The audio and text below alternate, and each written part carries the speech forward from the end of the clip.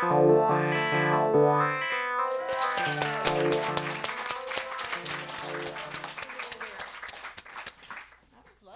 Thank you. Sure was. I feel like I'm taller than you. You are that taller true? than me. I think you are taller than me. No, I think this seat is making me taller, which is weird. Is this on? Hello? Oh, okay. It's on. Hey. Hi.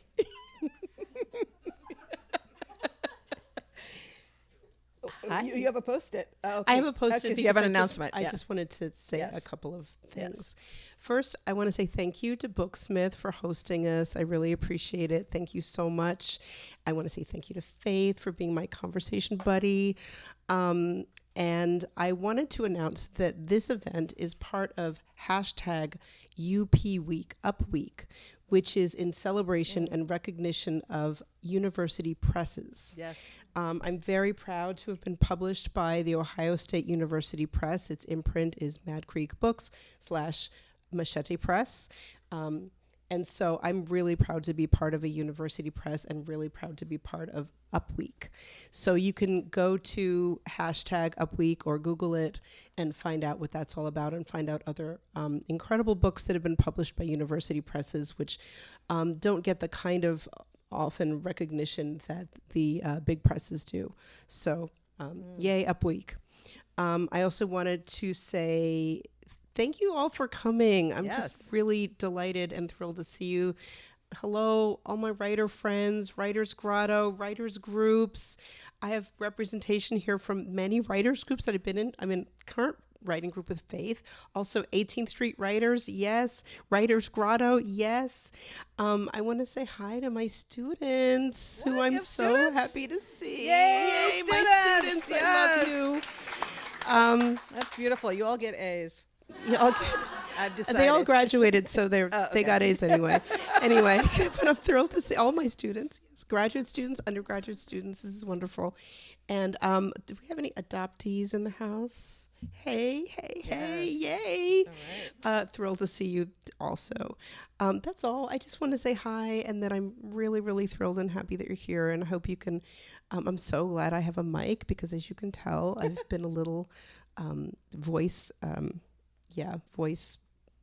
messed up this week. So Only because you've been spreading the gospel. yes. And I'm very talking to busy this everyone. week. Okay. Yes, exactly. Take it away, Faith. Okay, welcome everybody. Good evening. That's right. She's a teacher too.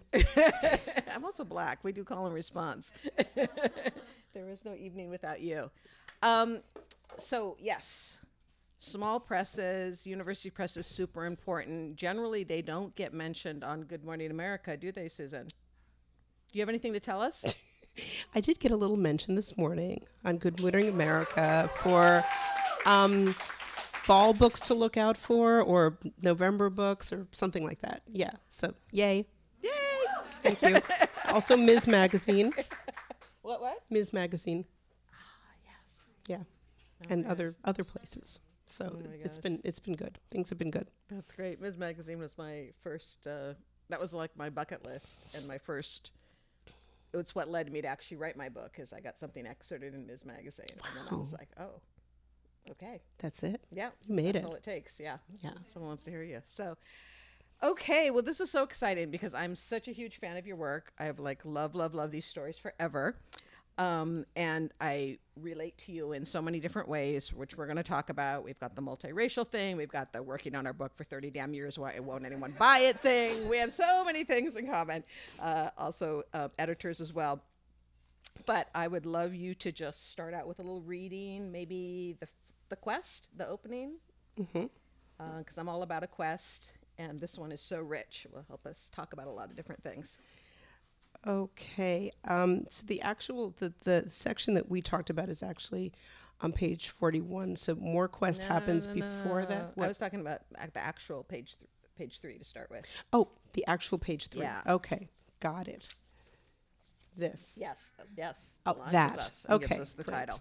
Okay. So this is where the title comes from also. And it's, the beginning of the quest. I would meet you anywhere. My clogs squeaked in the snow as I approached the Holiday Inn in an unfamiliar wintry city. I searched the lobby for an Asian woman, but didn't see one. Was she already here? Was she going to show up as planned?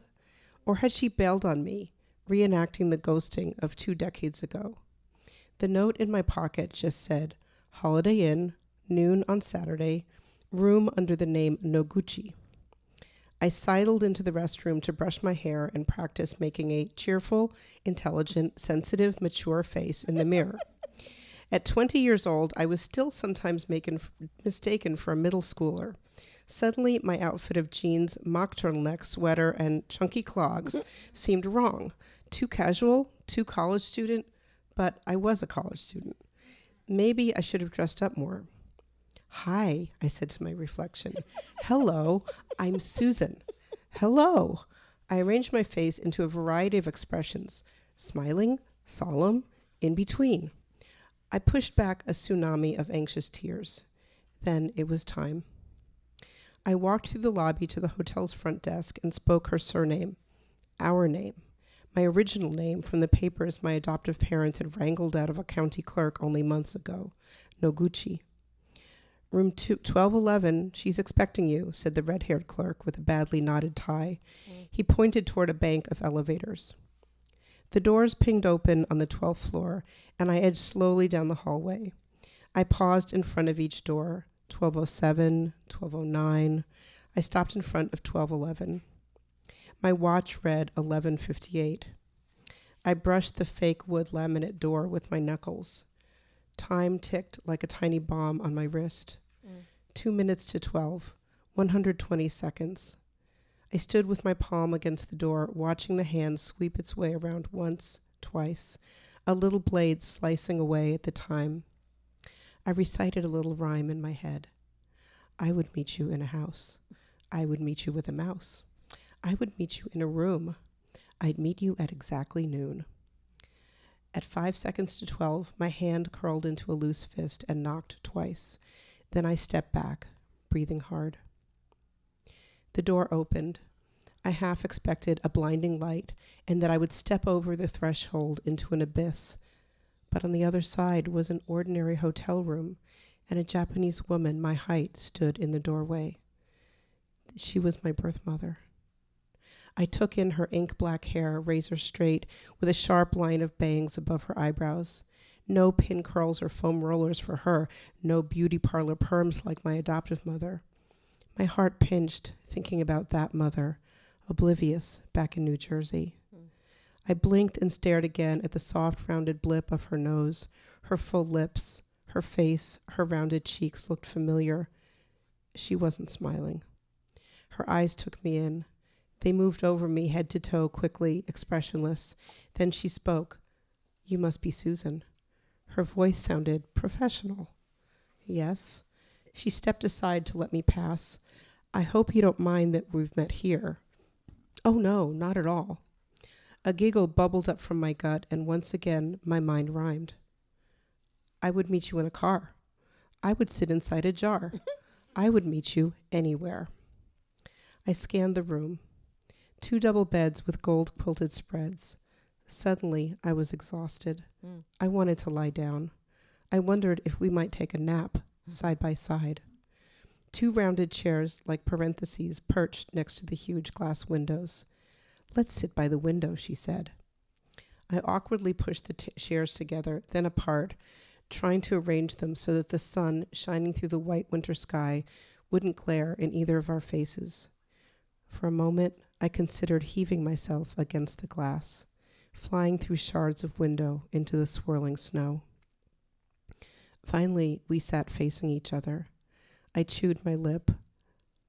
I don't know what to say, I murmured. Neither do I.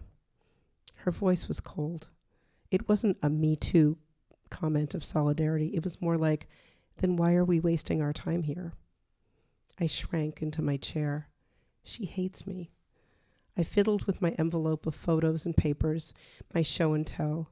You probably would like to know how I found you. Yes.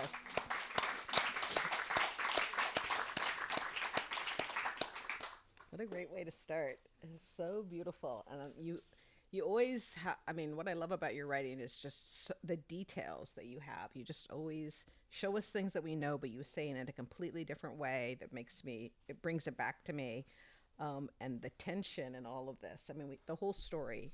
I believe a memoir should contain, the opening of a memoir should contain the whole book in it. And I feel that it really does, right? You kind of set us up for so many things, the importance of the quest. And I've been in this writing group with you for quite some time, and there are lots of things I understand as a biracial person who was raised in a white family. So I was, kind of always seeking my blackness. And I never quite understood the drive you had to find your entire birth family until I read the book, which is really interesting because I read the pieces, and then the way the book's been organized, I was like, oh, I get it. And part of it was this. Yay. The setup, the kind of the quest and so it's so smart, I think, that you set it up this way. So let's talk about that. I mean, there's something about transracial adoption and being multiracial that is parallel, and then there's something else about the quest that's driving this young seeker. Mm-hmm. Well, talking about transracial adoption, I always kind of questioned, am I really a transracial adoptee? Mm-hmm. And the official definition of transracial adoption is when the parents and the child are of different races. So in that way, my parents who adopted me were both fully Japanese American, and I'm biracial, half white, half Japanese. So I am a different race from them, halfway, so I am. But the more classic, or the kind of transracial adoption that's much more common, is when you have a child of color who is raised by white parents. Right. So that happens much more often. And what happens a lot with those, in those situations, is often the child of color may be raised in racial or cultural isolation. They don't have contact with their birth heritage or culture or community or people that they are with. And I didn't have that. So I feel like sometimes I call myself an upside down transracial adoptee because it's flipped in a way. And sometimes, I definitely felt like often with my parents and I that we didn't match, and that it was like obvious that we couldn't pass as a non-adoptive family. Right. So, yes, but I feel very connected to other transracial adoptees, but I'm also aware that my situation is different from theirs in kind of very key ways. Right. Yeah, and I don't think I understood that until I started reading it, because I'm like, well, for me, being the only brown and black person in my family, being raised by these Nordic immigrants who did not understand why I could not drink milk, that to me felt like transracial adoption. So I was like, how is it, that you have more in common with many transracial adoptees than right. Yeah. Which I found odd as well.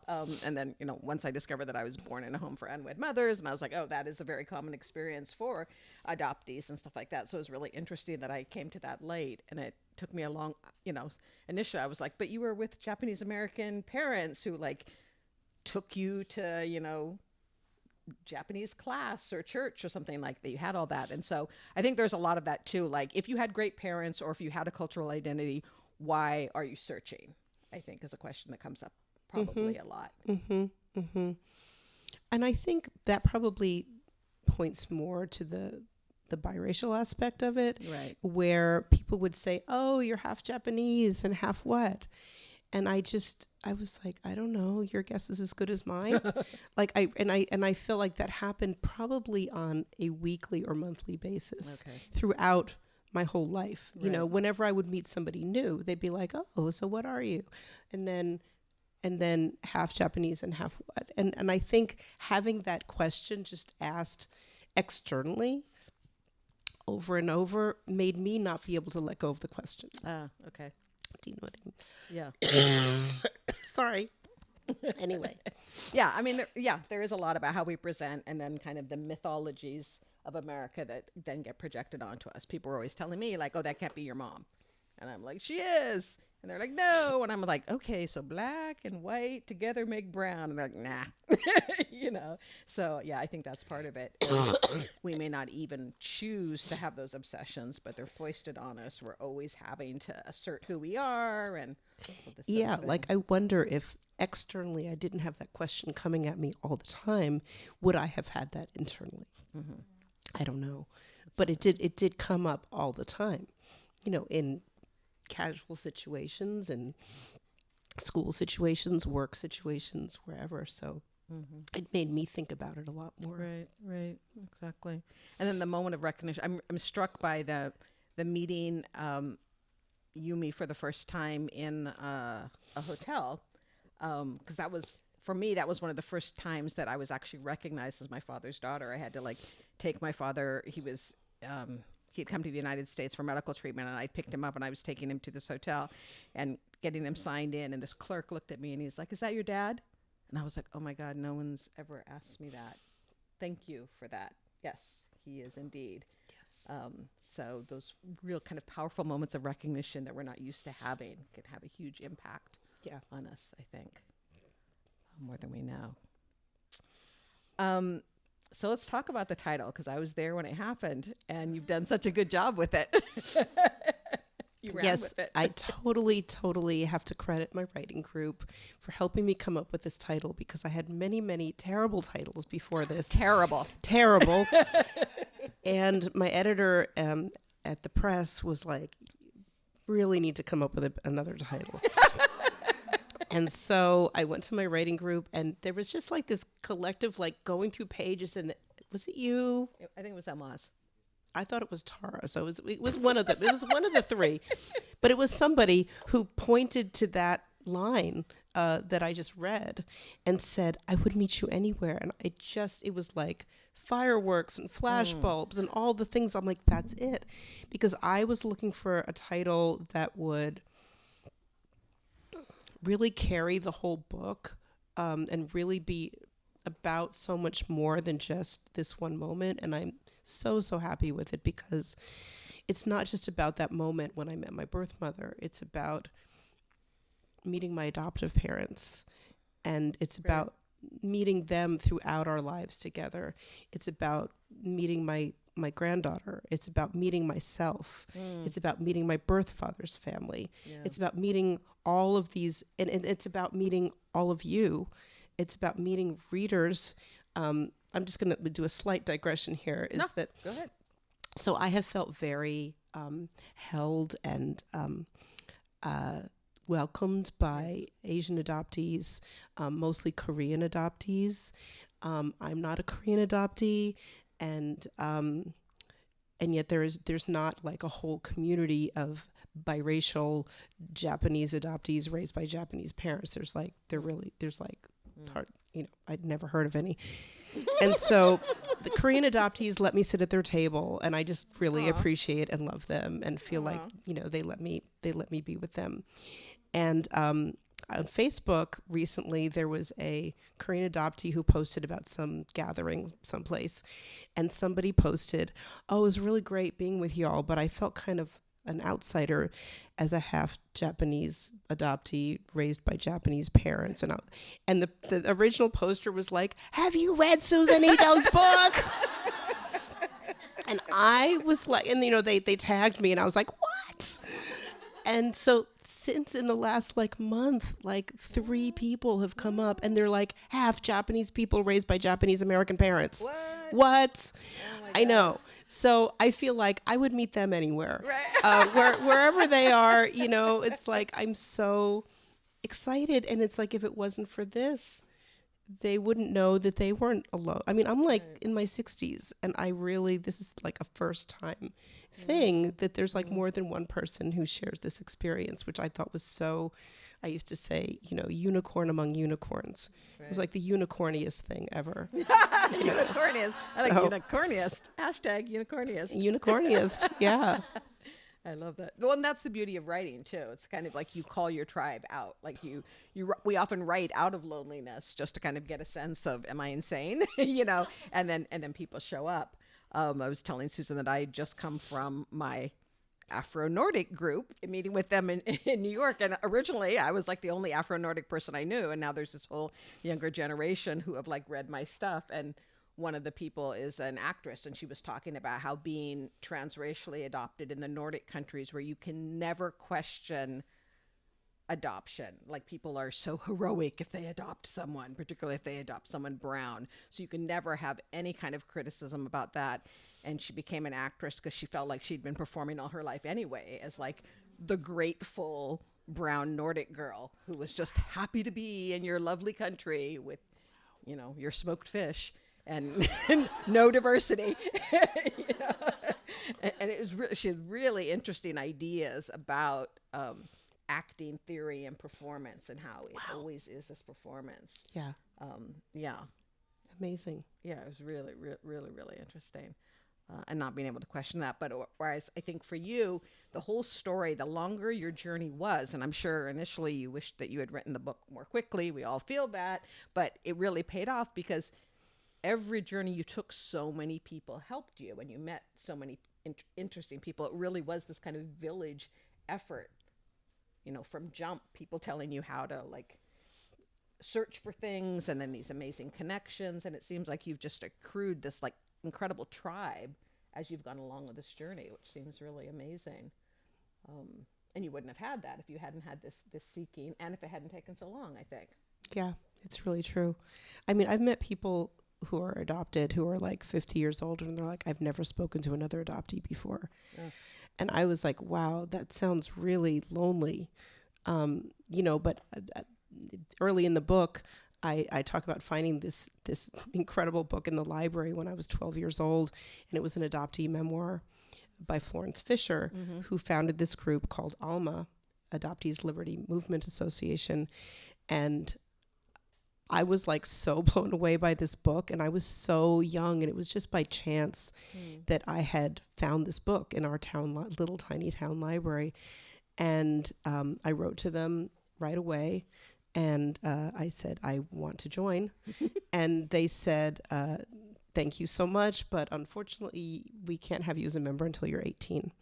And so I waited 5 years, and then I was like, hi, I'm 18 now. And I immediately started going to their meetings in New York City, and I would take a bus 4 hours from upstate New York, where I was in college, to go to these meetings once a month. It was right next to the UN. And it was like amazing that I just found my people. Like, I would meet you anywhere. I would go in a bus to New York City, and I would meet you there. And I did meet them there, and they helped me. You know, They got me on the path. They told me what to do. I did all the things, and there we are. And then it kept happening over and over, you know, through my life, that I have found adoptee communities, you know, continually, and it's meant everything to me. Yeah. And it's interesting because that's the other family, right? I mean, initially we start searching for the biological family, but there's no guarantee that they're going to accept us or be ready. I mean, my father was a shit when I arrived, you know, but there are these these ad hoc families that share this background. And so we don't know that's who we're looking for, but oftentimes that's who we find. Right. And how have you made your peace with it? I ended up actually blocking out what my father had done. Making my peace with what? With hard things? Yeah, with hard things. Like, does the I wouldn't say I've made my peace with it. Okay. Because, you know, hard things continue to happen. You know, it's hard, it's better, it's hard, it's better. It keeps doing that through the whole book. It's not a Hollywood movie? It's not, I'm sorry. It keeps doing that like my whole life. It's doing it right now, right, as we speak. And so I feel like the hard things continue to plague me, hurt me, you know, and I wish it wasn't as hard, but I think it's all part of the journey. You know, I think it's all part of it. And yeah. That's where you all come in, where you like buy the book and then you come forward and you say, this is what the book gave me. I think that's a lot of it, right? Yeah. It's like, why do we write nonfiction? Why do we put our stories out there? we're trying to work something out, but then it ends up being something that someone needs to hear, and then you build your tribe. And so I think the narrative we're given is that we meet our birth parent and everything is rosy and reality. And that's the end of the story. And that's the end, right? Not the beginning of the story. This is the beginning of the story. Exactly, which is what your book does so beautifully. It kind of plays with that idea, the expectation, that tension, and then we go from there. Because you mentioned how these folks had helped you figure out what to do, I want you to read one of my favorite parts, which you know is page 44, about stealing your medical records, because Susan's a badass. And sometimes desperate times call for desperate measures. Okay. Do you want me to start on 44 or a little bit ahead? However you want to do it. Okay.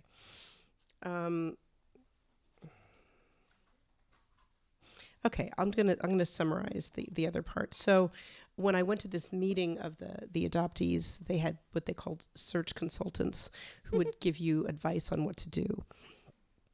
And they suggested that first I would get my adoption records, and I want to just make a shout out to my adoptive parents, because they were incredibly supportive, and I was really anxious about telling them that I was doing this search.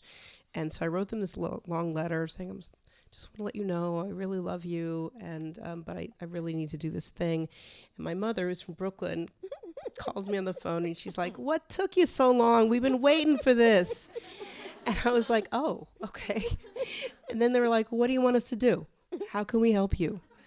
And so I said, well, the search consultant said you could call the county courthouse where my adoption was finalized, and you can say, we had her adoption papers, but they were lost. In fact, they were never given my finalization papers because that was part of the closed records, but sometimes adoptive parents had them. And so they did that. They called up and they were like, our papers were lost in a house fire or something, and can you please send us another copy? And they did. And so on those adoption papers, it had my original birth name, which my parents had not known. And I had not known. And so once I had that name, then search consultant said, now you want to see if you can get, because it didn't have my birth parent's name. They said you could go to the hospital where you were born and see if you can get the medical records using that last name.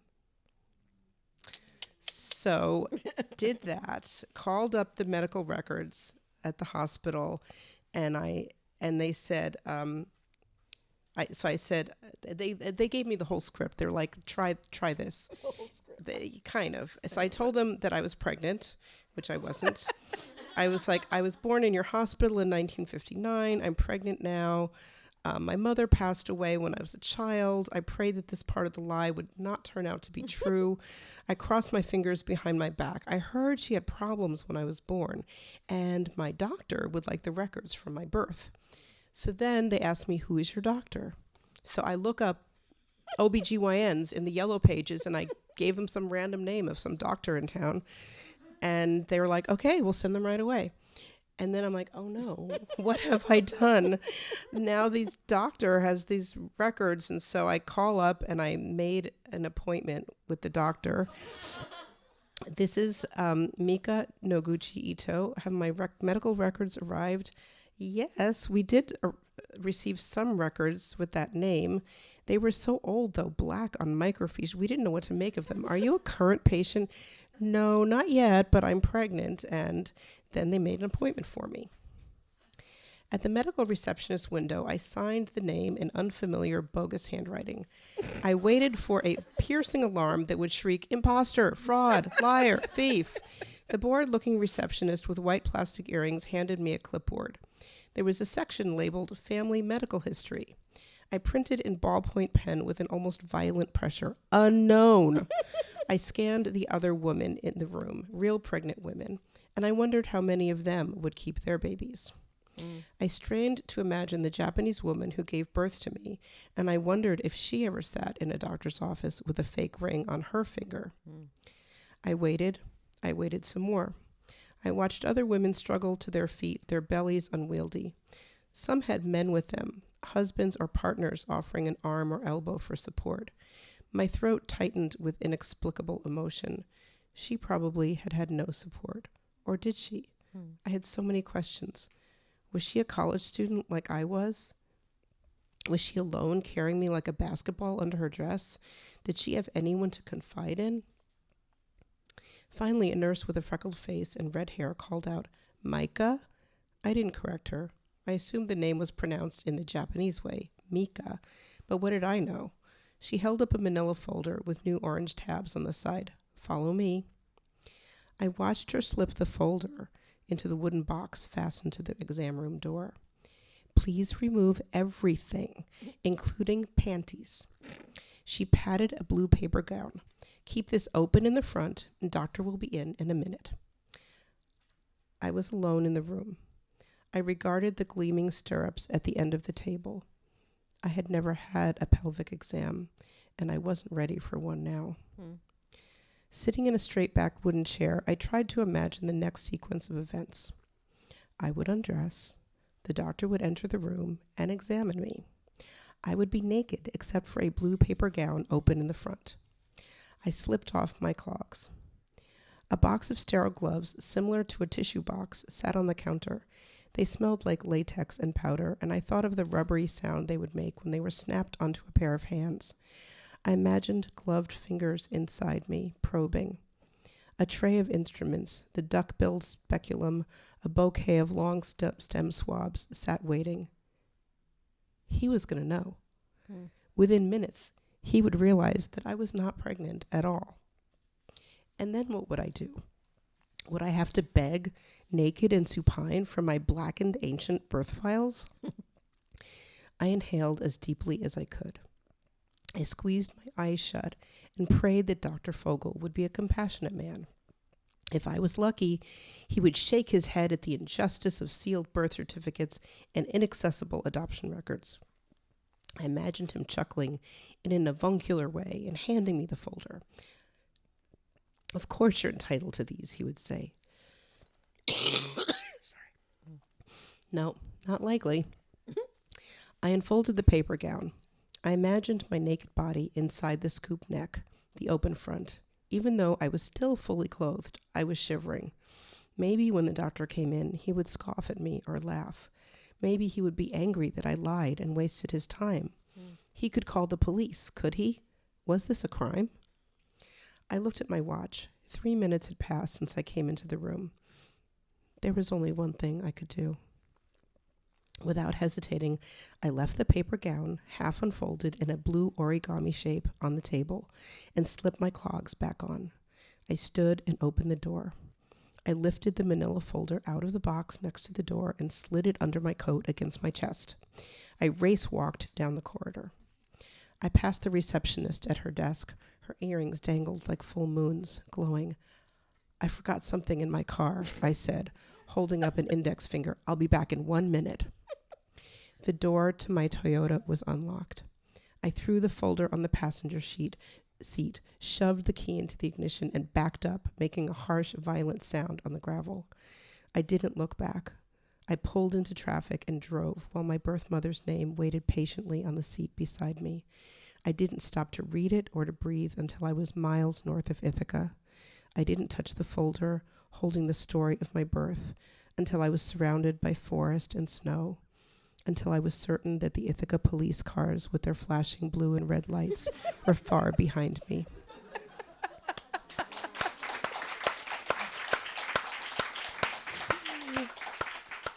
Oh my God. True story. This is what you had to do when there was no internet, and there was no Google, and there was no Facebook. Y'all are lucky. So lucky. Yeah, this is all pre-internet. Oh my God. I've loved that piece from from Jump, but hearing you read it was just too much. It's so great. It's so great. And I mean, I think one of the reasons this book is hitting so hard right now, right? It's just like because you're telling this really intensely personal story, but it's connecting to so many kind of larger social and political things that really matter. And I think also, the time that it took, there has been lots of legislation, and you've been active in, kind of advocating for the rights of adoptees to, find out this information. And so it's, it's your story. We get to go intimately into your story, into your incredible families, plural, but then we get all this other larger stuff that's important about society. Yeah. Yeah. I don't know if people are aware that adoption records and birth certificates, original birth certificates, are still sealed in 23 states.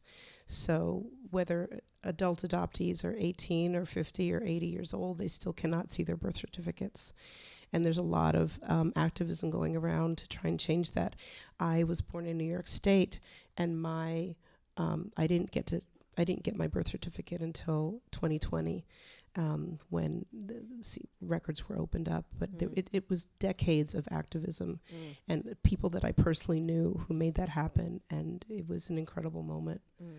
Yeah. But there's still a lot of states where it's not. And then there's also issues for intercountry adoptees and there's the Intercountry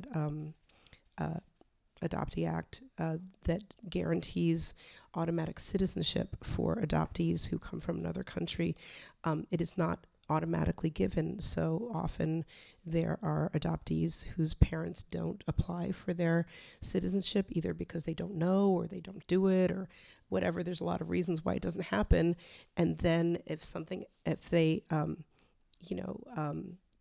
happens later on and they don't have that, they can be deported back to their home country where they don't speak the language, they don't know anybody, they've been, raised in Indiana or something, and they've never been to wherever, and now they have to go back because they are not citizens. It's and that's happening still this day. Scary moment, really scary moment. I think it's not a coincidence that Joy Castro is the series editor who accepted you. She was my editor on this really wonderful anthology. If those of you who are writing memoir, you should check it out, called Family Trouble, on the joys and hazards of writing about family. We were both in that. Yay! Which is really, it's complex, obviously, in this search to kind of tell our own stories. Our own stories are always connected to someone else. And I know from my piece in there, I wrote about the Black family globally versus my biological Black family. And sometimes I have to say things that my biological family doesn't want out there in service of the greater good. And so that really kind of connected me. That's what I think about when I read that section too, that you were willing to kind of do this thing, break the law, because you were on a mission for something larger for yourself and for other people as well. It's within the larger context as well, about the right to know. So that's, what was that like being with Joy, and what was your piece in Family Trouble? Is that connected to what you're doing? It is connected. Okay. Yeah, it was called Living in Someone Else's Closet. Okay. Yeah. And it was originally a panel at AWP. Oh, okay. And then it expanded into an anthology. And I've taught a lot of writing about family workshops. And that's my classic go-to text for that, because it's very rich and what is it? The joys and hazards. Yeah. There's many joys and there's many hazards. Exactly. Yeah. And just because you're ready to look at it, people may not be ready to look at it. And it's complex, but then it's like, what is it you're trying to do in the world, in the service of truth, and in our right to investigate our lives and to talk about them and to tell our truths, is really, really so important. I want to talk a little bit about craft, because, this was a big book that you worked on for a long time. And I say that as someone who has a big, giant memoir that she's been working on for a long time. Epic and we've also both kind of done these like shorter versions, these chapbooks. You've done The Mouse Room. I've done The Lady Problems, which came out, as a she book, and the whole idea of having a chapbook, looking at something smaller. And then, I've seen this book as a series of essays, and it was really fun to go back and see how you've turned it into a memoir. The chapters are really small, but it's got this through line that pulls it through as a memoir. And I remember putting together Meeting Faith, and I had like all these chapters, and I just like laid them out on the floor, and I was like, I had to undo the ends of each one, because everyone had like a little arc, and undo it and kind of connect it to the other. But like visually, I had to lay it out and figure out how in the world are all these little stories a book. How did you go about this? Because you've been working on it for so long. It was so huge. I did a combination of Scrivener and paper Scrivener, Okay. which is like Post-it notes on the wall. And so Scrivener is basically electronic Post-it notes on the wall. And the thing that's nice about it is it allows you to, it's this program that allows you to like mix and match and like reorder. And there's like a cork board thing where you can like put things in different order and then compile it and look to see what it's like all put together like that.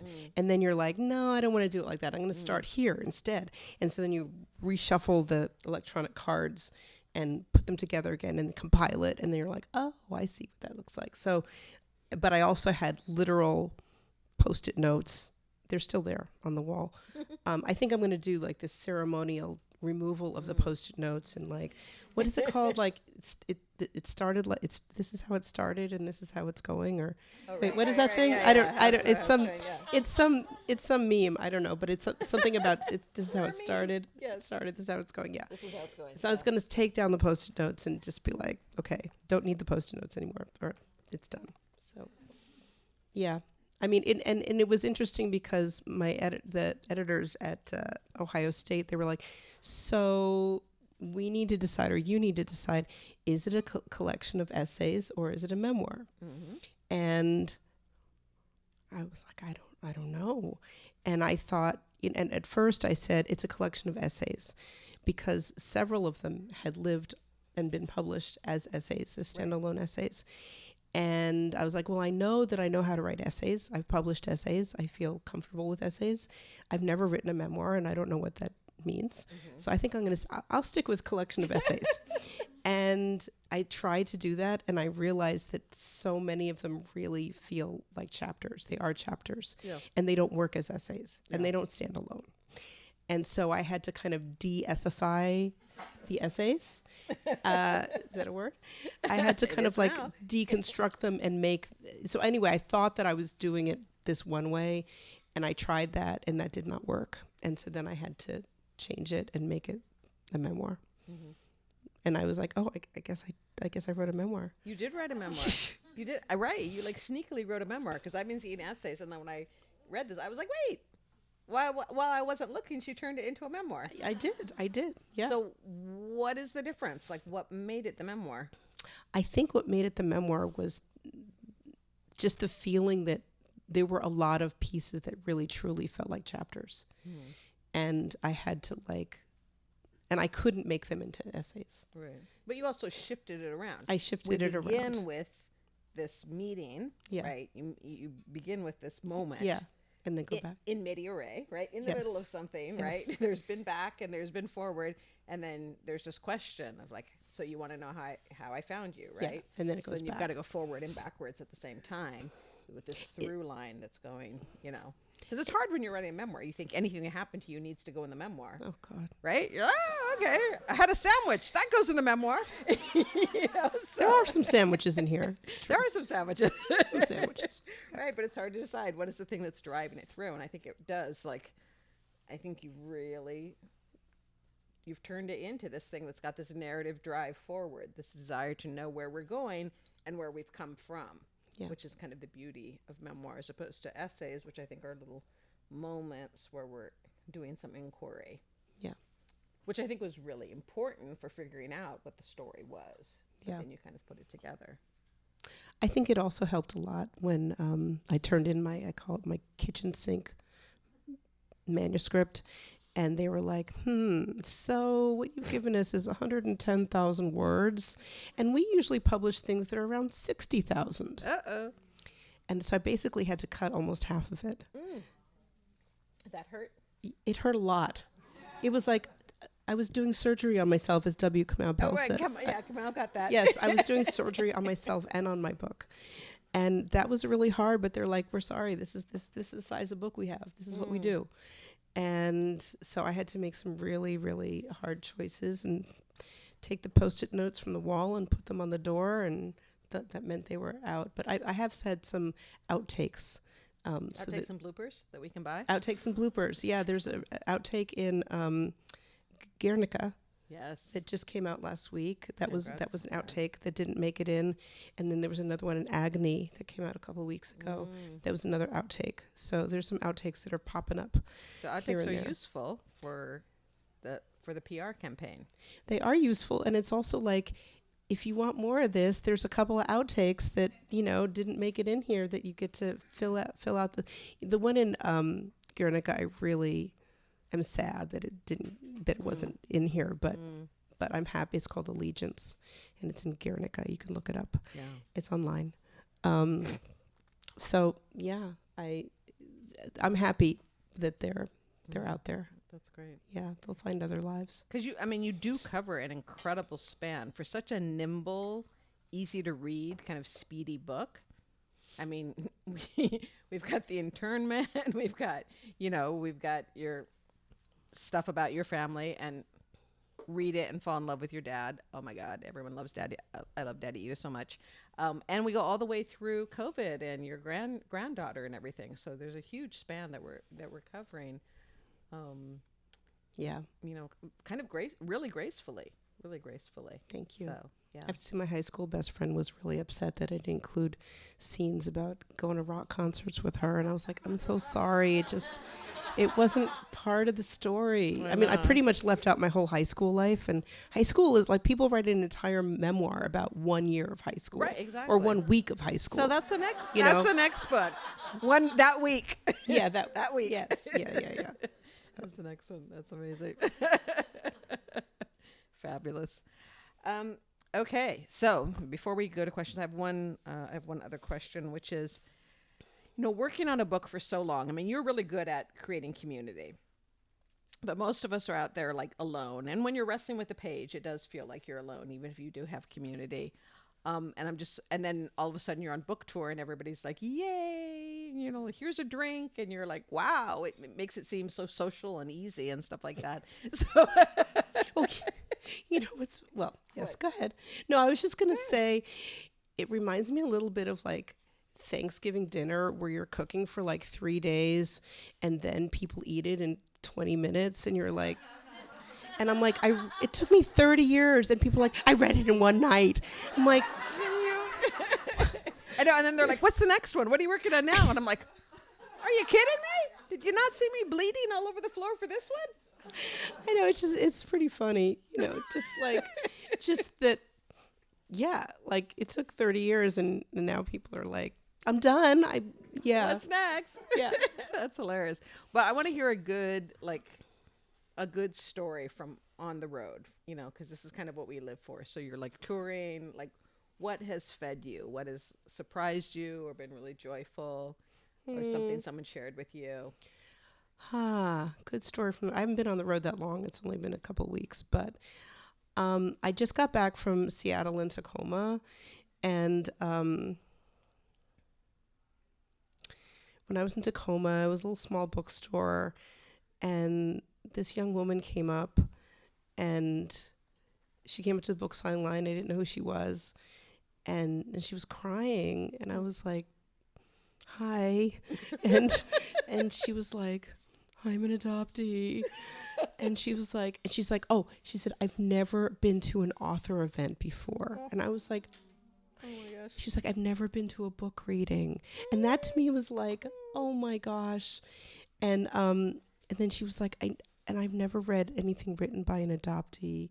And she was like literally crying. And I just was so That's beautiful. I know. And so I wrote in her book, it's wonderful to meet another adoptee.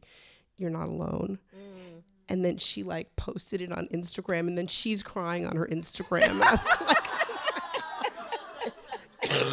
like, and I was just, and it was great because like, she didn't know me and I didn't know her. And It was just like this connection.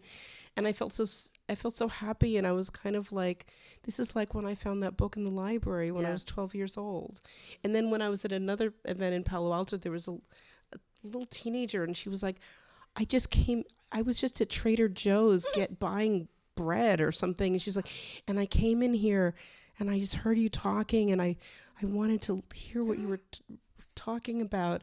And then I had to get your book, and I can't wait to read all of it. And she was like 15. And she didn't say if she was adopted or not, but Right. you know, she was a young Asian woman, and I was just like, Isn't that beautiful? yeah, I know. So I mean, I like, believe me, everybody here that I know, I'm so happy and grateful that you're here. But it's like, but it's sort of like my husband here. Hi, John. My husband's You know like, this guy? yeah, that guy over there. Yeah.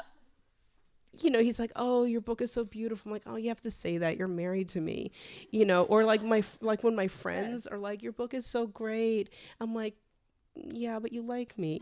Right. You know what I mean? So when people that I don't know are moved by it or want to read it or say something, that is like huge to me, because I'm like, So huge. you're not married to me. You don't have to say that. You know, you didn't have to buy this book or come to this event or do this thing. And so that really blows my mind that like strangers would want to read my book. Right, and it would have an emotional reaction. I think one of the most profound things for me is when I was touring with Meeting Faith, which is about being a Buddhist nun, and I had to do like a lot of kind of events where an entire university would like read the book, and many of them did not appreciate that they had to read the book. And so I was in this huge auditorium, and I was just like, let me get through this, and there will be wine at the end.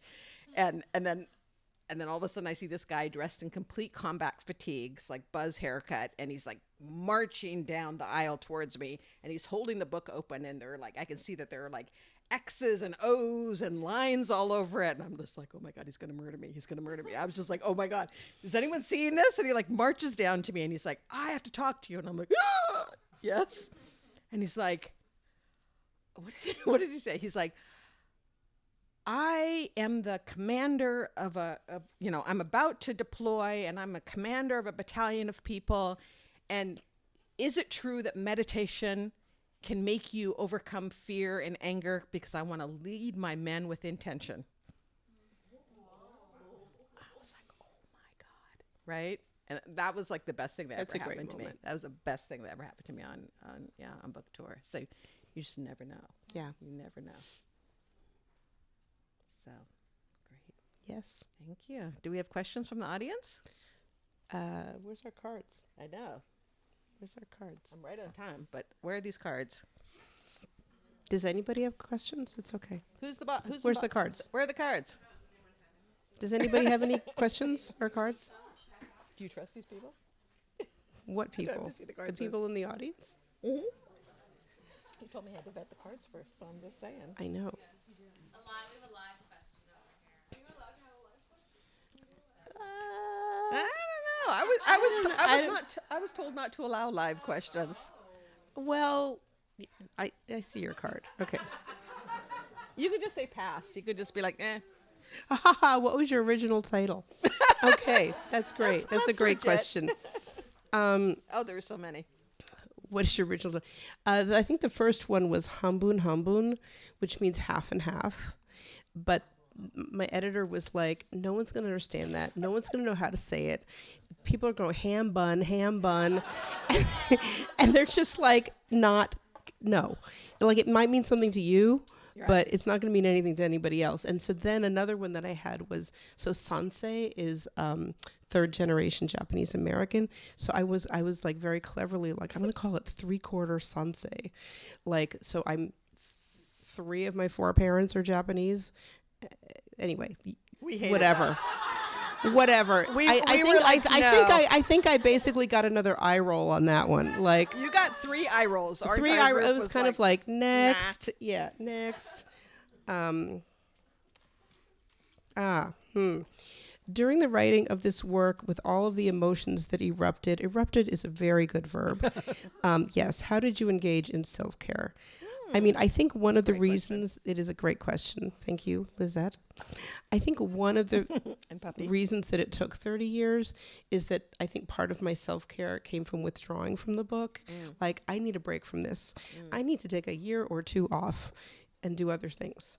I need to focus on other things. And like, as things happened in my life, it made me more or less able to work with the book. Sometimes it made me want to dive into the book more, and sometimes it made me want to run away from it and like do other things. And so then I was writing other essays or writing fiction or writing other things, and so I kept like withdrawing from it And I guess that was self-care, or it was just like running away. I don't know.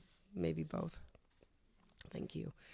How do you cut 60,000 words? Yeah, it was really hard. It was just really having to look at like, what is the essence of this book? What is it really about? What is it, what are the driving core themes here?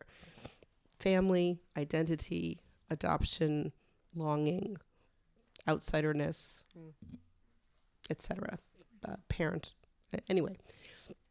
And if it's not about that, it's got to go. Yeah. And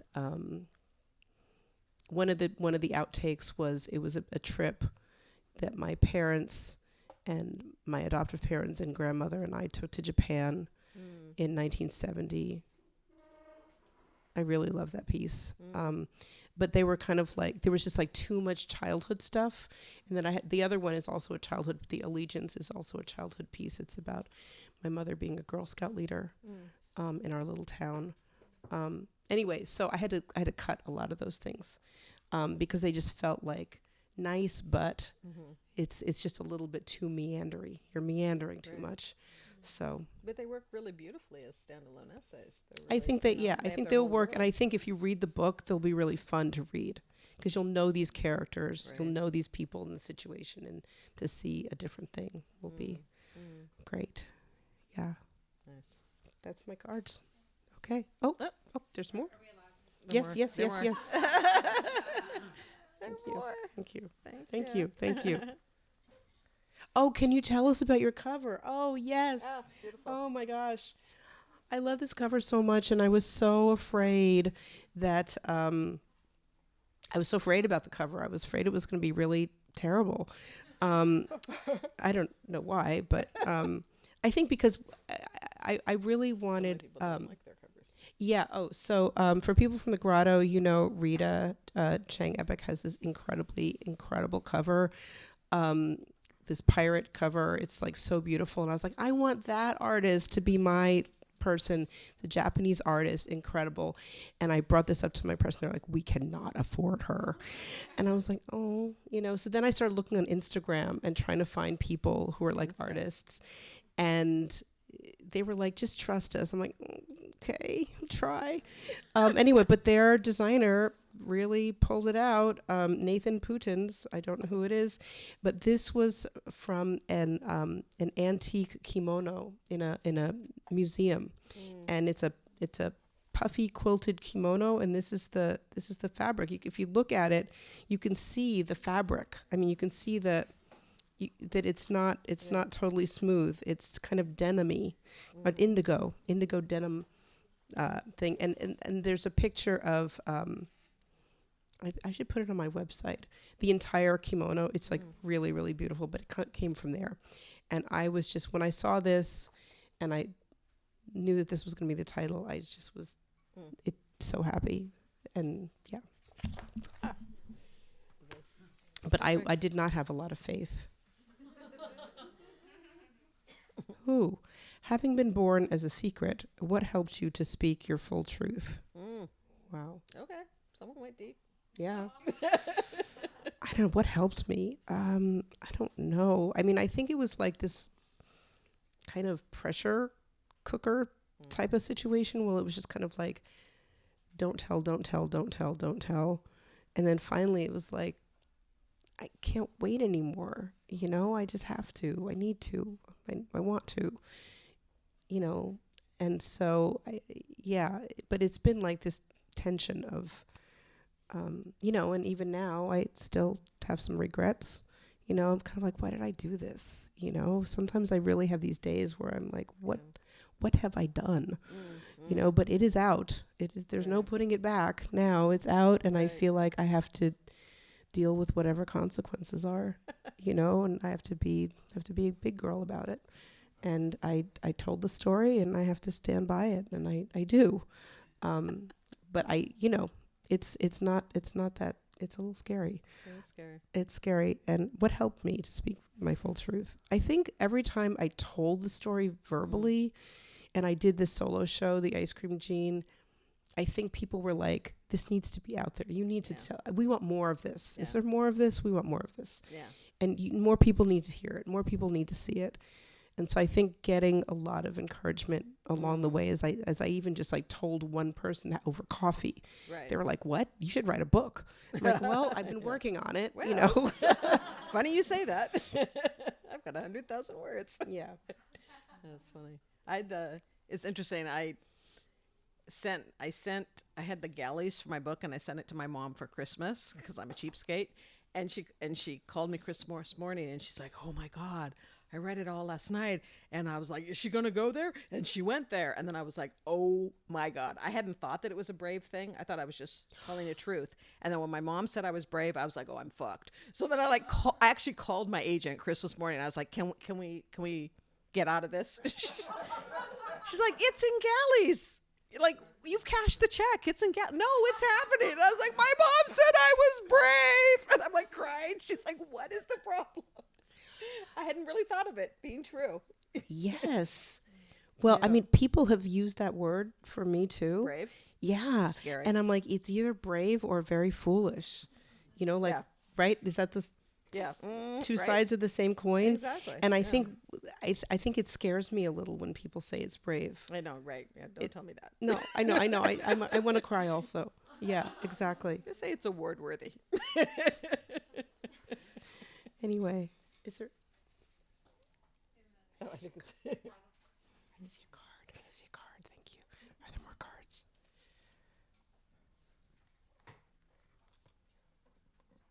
Oof.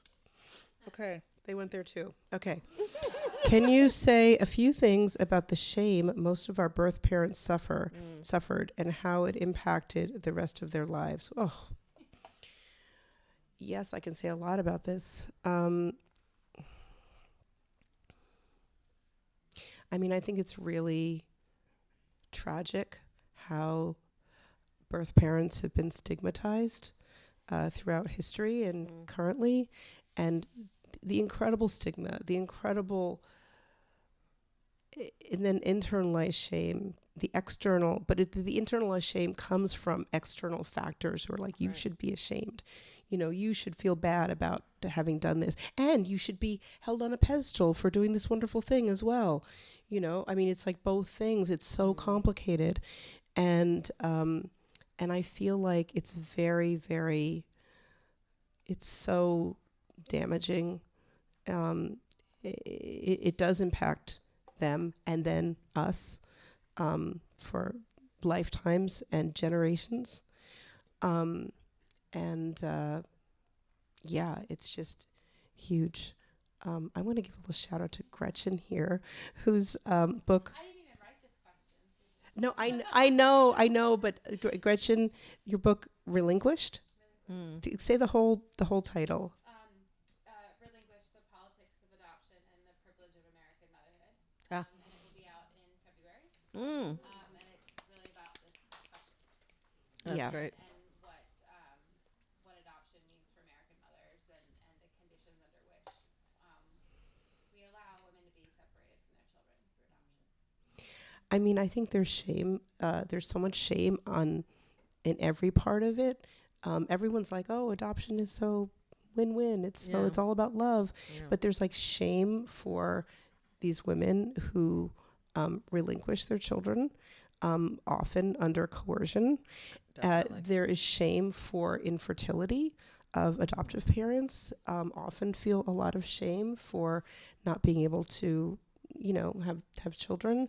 And there's shame for adoptees for all of, feeling that we're not part of a family, that we're not legitimate, that we're illegitimate. And there's a lot of shaming around that. And I just feel like the entire system is kind of shame-based. Yeah. And it's a problem. There's a lot of good stuff out there. I mean, your friend Angela's got this great book about Angela Tucker. Grateful. It's Angela Tucker, who I was in conversation with on Saturday, had a book out this year called You Should Be Grateful. And it's about transracial adoption and just this pressure that adoptees should be grateful for this better life, and not really recognizing the many losses that they also sustain. Yeah. Yeah. And I remember when I was first researching my family, there was a great book. I can't remember what it's called now, but it was also focusing on the baby grab, like post World War II up into Roe v. Wade, the whole idea. Because prior to that, the whole idea The girls was who went away. yeah, exactly. You're right, exactly. And so prior We to know that that, book. like if you got pregnant, you were supposed to just like be poor and wallow in it and just like suck it, and then with the with this middle classdom and people wanting babies, then all of a sudden you were supposed to be like shamed into giving your baby up. And so my mom was kind of caught up in that, and she was like actually kicked out of the maternity home for choosing to keep me and telling people they could do what they wanted. They were like, my God. So she was a pariah. You're an escapee. I am an escapee, You are. and I'm the That's only escapee born of a white woman, because the black girls were keeping their babies, but the white girls were told to be middle class and good, they had to give them up. So I became very interested in the politics of that. I only found out that that's where I was born when I was 16. So doing that research. So yeah, it's a whole thing, and it continues to be a whole thing. It sure does. Yeah. So a lot of good stuff to read, a lot of good stuff coming out right now. So, which is good. Yeah, amazing books coming out right now. Yeah. Yeah. Which is exciting. So I just looking forward to I yours. just read this incredible book. I just got this incredible book, also published by Ohio State University. Yay! Adoption Fantasies, Kimberly McKee, Oh, okay. and it's wait, hold on. Because there's Megan's book too, right? Megan's Also, Megan. it's listed in the back of yours, I think. Oh, okay. Sorry, I just got it. I wrote. Okay, it's called. I just want to make sure I get the Adoption Fantasies. The Fetishization? Thank you. The fetishization of Asian adoptees from girlhood to womanhood. Oh, get out. Oh, that's a good cover. It is so smart, We've been waiting for this. so powerful. It's incredible. It's by Kimberly McKee. Yeah, That's Adoption. also by your press? Ohio State They're University really going Press. for it, because there's also the Guild of the Infant Savior. Oh yeah, Megan Galbraith, Guild of the Infant Savior. Yeah, Okay. amazing. Look at Joy Castro. Yeah, I know. Yeah. So there's a lot of really, really good books coming out now. I feel a class coming on. Could it be a class at Mills? Could it be a class at CCA? I feel a class coming on. Yes. Yes. Wonderful. All right. Thank you so much to Thank you and to you. you. Thank you. Thank you.